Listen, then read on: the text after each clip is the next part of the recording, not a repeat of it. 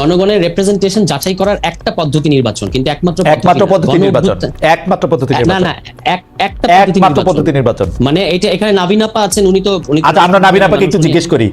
আপনার কাছে আচ্ছা আপনি শেষ করেন। হ্যাঁ, আপনি শেষ করেন। আমার এই লাইনটা শেষ না করলে মানে আপনাদের সাথে আপনার সাথে অন্তত এই প্রশ্নে আমি এখানেই দ্বিমত করছি যে আপনারা যেভাবে বলছেন যে শুধুমাত্র গণতান্ত্রিক, আপনারা গণতন্ত্র এবং নির্বাচনকে গুলিয়ে ফেলছেন অন্তত আপনি এই পর্যায়ে।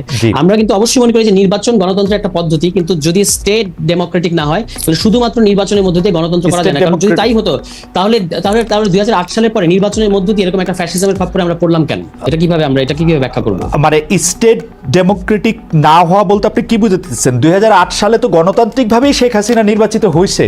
তো গণতান্ত্রিকভাবে নির্বাচিত হলে কেউ ফ্যাসিস্ট হতে পারবে না। মানে আপনি এটা বলতে গেলে মানে শেখ হাসিনা নির্বাচনের মধ্যে দিয়ে সরকারে এসেছিলেন, এটা বললে আমরা মোর অ্যাকুরেট হবে। হ্যাঁ, নির্বাচনের মধ্যে দিয়ে সরকারে এসেছেন, তো নির্বাচনের মধ্যে দিয়ে সরকারে এসেছেন, পরে ফ্যাসিস্ট হয়েছেন, পৃথিবীতে এরকম অসংখ্য উদাহরণ পাওয়া যাবে। তাই বলে কি ব্যবস্থাটার দোষ হলো? আর ডেমোক্রেটিক স্টেট না বলতে আপনি কি বুঝাতে চাচ্ছেন এটা একটু ব্যাখ্যা করেন তো। স্টেট যদি ডেমোক্রেটিক না হয়, মানে বাংলাদেশের কনটেক্সটে আপনি এখানে সমস্ত ক্ষমতা তো এক ব্যক্তির কাছে। শেখ হাসিনা কিংবা যিনি প্রধান নির্বাহী থাকেন তিনি চাইলেই জুডিশিয়ারিকে কন্ট্রোল করতে পারেন, তিনি চাইলেই সংসদ তার কথায় উঠে বসে, তিনি চাইলে সকল রাষ্ট্রীয় প্রতিষ্ঠান তার অধীনে। এটাকে আমরা বলছি যে এটা কোনো ডেমোক্রেটিক স্টেটের চেহারা হতে পারত না। আমি আপনাকে একটা উদাহরণ দিই, যেমন ধরুন জুলাই মাসে যখন আন্দোলন চলছিল তখন কে করেছেন এই মুহূর্তে আমার মনে নাই, কেউ একজন রিট করেছিলেন যে এই যে আন্দোলনে গুলি চালানো হচ্ছে এটাকে বন্ধ করার জন্য রিট করেছিলেন। তখন কিন্তু ওই রিটটাকে খারিজ করা হয়েছে। আমরা যেভাবে বুঝি সেটা হচ্ছে যে আদালতের কাজ কিন্তু যখন সরকার মৌলিক অধিকার হরণ করে তখন তাকে জনগণের পক্ষে থাকতে হবে। এখানে যেটা হয় না, এটার কারণ কি?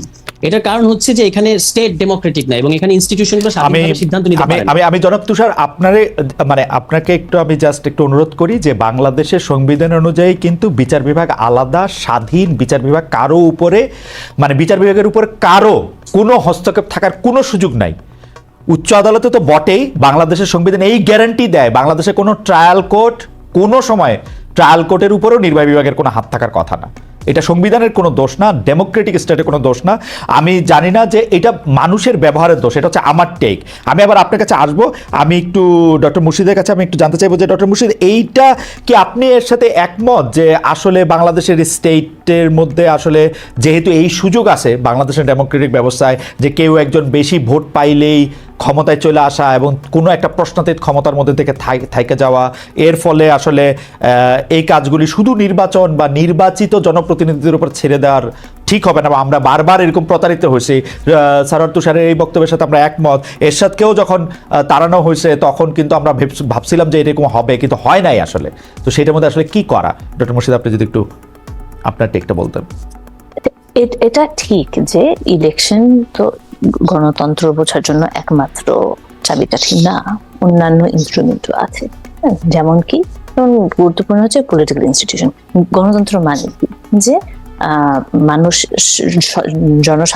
জনগণের প্রতিনিধিত্ব করবে সরকার কি মানুষের প্রতিনিধিত্ব করছে কিনা, এবং সেটার জন্য কি দরকার? সংযোগ, যে মানুষ কি চায় সেটা সরকারের কাছে পৌঁছাতে হবে। ইলেকশন হচ্ছে এমন একটা ইনস্ট্রুমেন্ট যেটার মাধ্যমে জনগণ সরকারকে সেই বার্তাটা পৌঁছে দেয় যে কে কি চায়, কার প্রেফারেন্স কি, ইত্যাদি ইত্যাদি। সেটা কি একমাত্র উপায় না, অন্যান্য উপায় আছে, যার কারণে পলিটিক্যাল ইনস্টিটিউশনস গুলো খুব ইম্পর্টেন্ট হয়ে যায়। যার কারণে আমিও মানে গণতান্ত্রিক সরকারকে নির্বাচন ছাড়ার আর কি উপায় আছে? বক্তব্যের সাথে একমত কিনা আমি একটু আপনার কাছে বুঝতে চাইছিলাম যে এটা তো তুষার তো শেষ কথা বলে দিচ্ছেন, যেহেতু এটা একটা অভ্যুত্থানের মধ্যে আসছে, সুতরাং এটা হলো সবচেয়ে বড় ম্যান্ডেট। আমি এটার ম্যান্ডেট মনে করি না, আমি এটা ম্যান্ডেট বুঝি না, কারণ আমি চাইলে সরকার এরকম গঠিত হইতো না। আমি যদি এই ম্যান্ডেটের মধ্যে থাকতাম ডক্টর ইউনূস আসতো না ক্ষমতায়। আমি যদি এই ম্যান্ডেটের মধ্যে থাকতাম উপদেষ্টাদের মধ্যে 5 জন আসতো, 6 জন আসতো না। আমি তো এটার মধ্যে থেকে অংশগ্রহণ করি না, কিন্তু আমি প্রাণপণে চাইছি শেখ হাসিনাই ক্ষমতা থেকে চলে যাক। এখন আমাকে আপনি বলতে পারেন যে আমার ম্যান্ডেটটাতে লিখে, আমার ম্যান্ডেট ছিল যে শেখ হাসিনা ক্ষমতা থেকে যাইতে হবে, বিকজ উনি ফেসিস্ট, উনি ইনস্টিটিউশনগুলি ধ্বংস করছে, উনাকে যাইতে হবে। কিন্তু রাষ্ট্র গঠন, সরকার গঠন, এটা তো আমি বুঝি না যে এর মধ্যে আমি ম্যান্ডেট কোথায় দিলাম। ডক্টর মুর্শিদ আমার একটু যদি সাহায্য করেন। আমি কি পাঁচ লাইন দিয়ে শুরু করবো নাকি বিশ্লেষণ? জি জি, আপনি যে ইচ্ছা আপনি শুরু করেন। না, আমি শুরু করি ওই জায়গা থেকে যে গণতন্ত্র, যখন আমরা গণতন্ত্র বলতে আমরা কি বুঝি যে সরকার প্রতিনিধিত্ব করবে, যেটা আমি বলছিলাম তখন। যে এবং বিভিন্ন মেকানিজম থাকবে যেভাবে যার মাধ্যমে জনগণ সরকারের সাথে যোগাযোগ করবে, জনগণ সরকারকে জানাবে তারা কি চায়, কারণ গণতন্ত্রের ব্যাপারটাই সেটা, জনগণকে বলতে হবে তারা কি চায় এবং সরকার সেটা ডেলিভার করবে বা করবে না, একটা নেগোসিয়েশন হবে ইত্যাদি। এবং এইটার মেকানিজম গুলো কি, তার মধ্যে একটা মেকানিজম হচ্ছে ইলেকশন, তার মধ্যে দিয়ে আমরা সাধারণ মানুষ সরকারকে জানাই যে আমাদের কোন দল ভালো লাগে কোন দল লাগে না ইত্যাদি ইত্যাদি আমরা জানি। এবং সেটা ছাড়াও অন্যান্য উপায়ও আছে, যার কারণে পলিটিক্যাল ইনস্টিটিউশন গুলো খুব গুরুত্বপূর্ণ হয়ে যায়।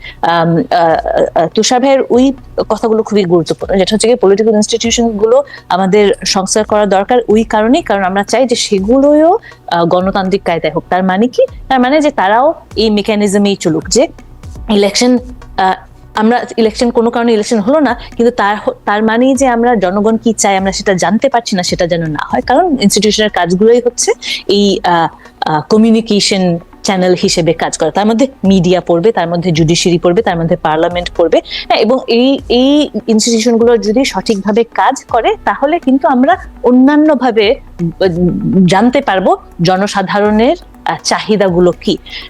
এখানে যদি কিছু ফেলিয়ার থাকে তাহলে আমরা রাস্তায় নামবো, পিটিশন করব ইত্যাদি নানান ধরনের পলিটিক্যাল অ্যাক্টিভিটি আছে, যার কারণে ধরেন ওই গুড সিটিজেনশিপ মানে কি, তার মানে যে আমি অ্যাক্টিভ একজন নাগরিক হব এবং আমি এই কমিউনিকেশন চ্যানেল যে ঠিকঠাক থাকবে সেটার দিকে আমিও নাগরিক হিসেবে আমি তৎপর থাকবো এবং আমি এই চ্যানেলগুলো ব্যবহার করবো। আমেরিকাতে যেমন আপনি চিঠি লিখতে পারেন সেনেটের দিকে, রাষ্ট্রপতিকে, সবাইকে, হ্যাঁ, যে আমি কি চাই সেগুলো ব্যক্ত করার জন্য ওগুলো একজন পড়বে, ওগুলো চিঠির উত্তর দিবে, হ্যাঁ। এগুলো নানান ভাবে, এগুলো হচ্ছে গিয়ে ডেমোক্রেসির কাজটাই হচ্ছে গিয়ে কমিউনিকেশন, যে জনগণ এবং সরকারের মধ্যে কমিউনিকেশন। এবং এটা হাজারোটা যদি, আচ্ছা হাজারোটা না, মানে এমনি বললাম আর কি, যে ধরেন নানান ধরনের মেকানিজম থাকবে, একটা মেকানিজম শুধু না, যাতে একটা জায়গায় গন্ডগোল হলে আমরা অন্যান্য চ্যানেলগুলোর মাধ্যমে আমরা জানতে পারবো। এমন হবে না যে আমরা যেটা যেমন শেখ হাসিনা আমলে দেখছি যে সে একেবারেই ডিসকানেক্টেড জনসাধারণের কাছ থেকে, সে জানিই না, বুঝছি না, এমন যেন না হয়। ওগুলোই হচ্ছে গিয়ে সাইন। ডক্টর মুর্শিদ, আমার মনে হয় যে জনাব সারোয়ার তুষারের কথা এবং আপনার কথা আমি কিছু কিছু বুঝতে পারছি, কিন্তু ঘটনা হচ্ছে যে না আমি আপনার কথাতে আসি এখন, হ্যাঁ, যে এখন এই যে এখন হচ্ছে কি ম্যান্ডেটের প্রশ্ন, হ্যাঁ, যে গণ অভ্যুত্থানের পরে কি হবে, এখানে কিন্তু কোনো ব্লুপ্রিন্ট নেই, হ্যাঁ। এবং এইখানেই আমার মনে হয় উইকনেসটা, যে ঠিক আছে গণ অভ্যুত্থান হয়েছে, আপনি যেটা বলছিলেন, আমরা সবাই, আমি নিজের কথাও বলি, আমরা কখন রাস্তায় নামলাম শিক্ষক হিসেবে, যখন দেখলাম আমাদের ছাত্রছাত্রীদেরকে মারা হচ্ছে। আমাদের ছাত্রছাত্রীকে মারার অধিকার তো কারণ নেই, কেন মারবে? এটা আমার এই দেশে হোক, প্যালেস্টাইনে হোক, আমেরিকাতে হোক, এরা সবাই আমাদের ছাত্রছাত্রী, আমাদের ছাত্রছাত্রীর গায়ে আপনারা হাত দিবেন না, এই কথা বলতে কিন্তু আমরা রাস্তায় নেমেছি। আমরা কি নতুন সরকার গঠন করবো ভেবেছিলাম? সেটা তো কেউ ভাবেনি। এটা একটা সংস্কার, ওই যে কি যে কোটা রিফর্মের মুভমেন্ট, হ্যাঁ, সেখানে এক ধরনের একটা পলিটিক্স চলছে। এটা আমরা এখন হাইন্ডসাইটে বলতে পারি না না না এটা আসলে ফ্যাসিস্ট সরকার বদলানোর একটা এজেন্ডা ছিল, যদি সেটা হয়ে থাকতে পারে সেটা, কিন্তু আমরা যারা সেই সময় পথে নেমেছি আমাদের কাছে সেটা ক্লিয়ার ছিল না, আমরা তো জানতাম না দ্যাটস হোয়াটস হ্যাপেনিং। কেন আমরা পথে নেমেছি এই সরকারকে ছাত্র খুনি হওয়ার থেকে ছাত্র খুনি ওই অ্যাসপেক্টটার কারণে, যে তারা যেন সেটা আর না করে। তো এখন যেভাবে ঠিক আছে সেই সময় দিয়ে জনাব সারোয়ার তুষার যে জনাব নাহিদ ইসলামের এক বক্তব্যের কথা বলছেন, যেখানে ফেসিবাদকে বা ফেসিবাদের শক্তিকে রহিত করার কথা ছিল অনেক পরে, অগাস্ট 3 একেবারে শেষে এই যে উনি বলছেন যে এইটাই ম্যান্ডেট, উনি বলছেন যে এইটাই ম্যান্ডেট, আপনিও এটাই কি ম্যান্ডেট দেখতেছেন কিনা? আমি আসলে ওটা ম্যান্ডেট আমি দেখছি না, যেমন ওই সময় আমি ছিলাম শহীদ মিনারে, আমিও ছিলাম, মানে এখানে এত লোক, ওখানে আমি মানে ফ্র্যাঙ্কলি স্পিকিং নাহিদ কি বলছিল ওটা ঠিক শোনাও যাচ্ছিল না, হ্যাঁ, যে ওটা যে বলা যে এটা সবার ম্যান্ডেট আমি জানি, ওখানে ধরে নিতে পারি আমরা, তখন আমাদের সমর্থন তার কাছে সাথে ছিল, হ্যাঁ, আমরা স্টুডেন্টদের কি আমরা ব্যবহার করলাম, এখনো আমরা চাই যে স্টুডেন্টরাই সামনে থাকুক, ওরা কি চায় ওগুলো তারা ব্যক্ত করুক, কিন্তু এটা কিন্তু না যে আমরা গণতন্ত্র চাই না, আমরা সেই জায়গাতে তো আসলে গণতন্ত্র এক্সপেক্ট করছিলাম। আমরা মানে পলিটিক্যাল সায়েন্টিস্ট হিসেবে না বা নাগরিক হিসেবে আমি বলবো যে আমরা সেই সময়ে কারা নেতৃত্ব দিয়েছিল, ওটা কি ডেমোক্রেটিক ভাবে সামনে এসছে?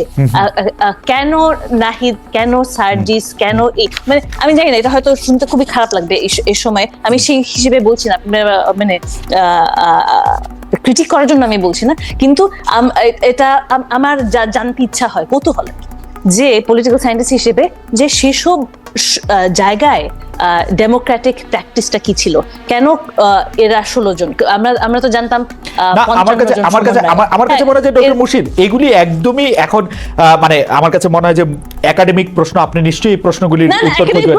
না আসলে কিন্তু একাডেমিক প্রশ্ন না, কারণ সময়ের প্রয়োজনে কেউ আসলে নেতৃত্বের জায়গায় যায়, ও কেন নেতৃত্বে গেল, আমি কেন গেলাম না, এটা আসলে আমি আসলে ঠিক সেই প্রশ্নটা সেটা করছি না, আমি প্রশ্নটা করছি যে এখানে একটা কোনো ডেমোক্রেটিক প্র্যাকটিস ছিল কিনা, এটা কি ডেমোক্রেটিক ভাবে কেউ সামনে এসেছে তারা গেছে, নাকি ঘটনার পরিস্থিতি তারা কেউ সামনে এসেছে বা আসেনি। যে আমরা যখন তত্ত্বাবধায়ক সরকার, এখানেই আমি যাচ্ছি এই যে এই ইন্টারিম গভর্নমেন্ট যখন আমরা ফর্ম করছি বা আমরা যখন প্রফেসর ইউনূসকে চুজ করছি, তখন কারা চুজ করছে? তখন কি আমরা সবাই মিলে চুজ করছি? আপনি যেমন বলছেন, আমরা তো সবাই মিলে চুজ করি, তাই না? এখানে তো কেউ একজন চুজ করছে, সেটার প্রসেসটা কি ছিল? এখানে একটা প্রসেসের প্রশ্ন চলে আসে, আমি বলবো। ওকে, আমি